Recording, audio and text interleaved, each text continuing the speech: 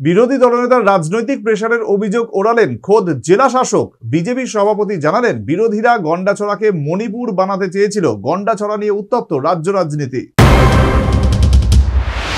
Gandacherra issue নিয়ে বেশ কয়েকবার গলা চড়ালেও বিশেষ কোনো পলিটিক্যাল অ্যাডভান্টেজ তুলতে পারেনি বিরোধী শিবির। প্রথম পরিস্থিতি উত্তপ্ত হলেও পরে যে প্রশাসন সুচারু হাতে পরিস্থিতি নিয়ন্ত্রণে নিয়েছে সে কথা কার্যত স্বীকার করে নিলেন রাজ্যের বিরোধী দলনেতাও। এবং অবশ্যই প্রশাসনের কোনো ভূমিকা নাই কথা বলবো না। ইনিশিয়ালি অবশ্যই তাদের ব্যর্থতার কারণে এটা হয়েছে, কিন্তু পরবর্তী সময়েতে তারা ভূমিকা নিয়েছেন, এটা আর বেশি দূর গড়ায়নি। আবহাওয়া শান্ত হতেই গন্ডাছড়া যাওয়ার হিড়িক বিরোধী শিবিরের। সোমবার বিরোধী দলনেতা পাড়ি জমান গন্ডাছড়ার উদ্দেশ্যে রওনা দেয় প্রদেশ কংগ্রেসের প্রতিনিধি দলও। তবে নতুন করে যাতে অশান্তি না ছড়ায় সে কারণে উভয় দলের প্রতিনিধিদের আটকে দিল প্রশাসন।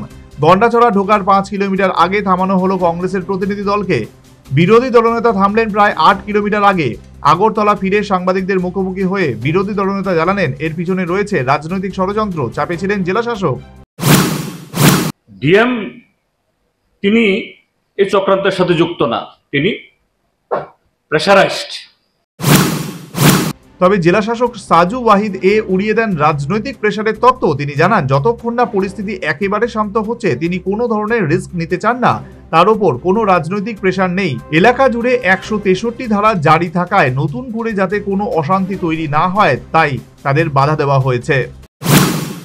ना ऐसा कुछ नहीं, मुझे कोई पॉलिटिकल प्रेशर नहीं था। ये तो हमारा जो जॉइंट डिसीजन था पुलिस और ये तो लॉ एंड ऑर्डर का जो मामला है, पुलिस हमको व्यू पॉइंट देते हैं कि क्या करना है, तो पुलिस ने हमको बोला था तो हमने इसको पालन किया। इसमें मेरा कोई पॉलिटिकल प्रेशर कुछ नहीं। পাল্টা রাজ্য বিজেপির সভাপতি রাজীব ভট্টাচার্য জানান, বিরোধীরা গন্ডাছড়াকে মণিপুর বানাতে চেয়েছিল, তবে সরকার এবং প্রশাসন চায় সন্ত্রাস বন্ধ হোক। তারা এই ঘটনাটাকে, গন্ডাছড়ার ঘটনাটাকে মণিপুরের মতো অবস্থার রূপ দেওয়ার জন্য প্রয়াস করেছে।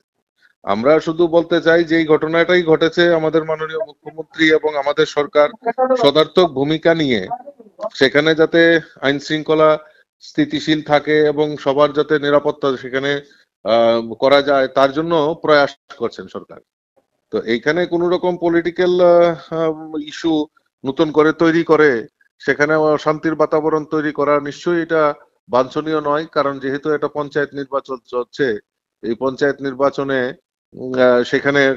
এখানে ল এন্ড অর্ডার বিঘ্নিত হোক সেটা সরকার নিশ্চয়ই চায়।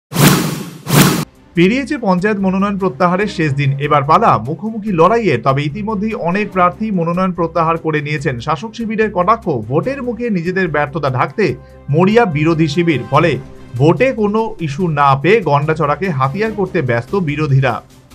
Bureau report, news vanguard.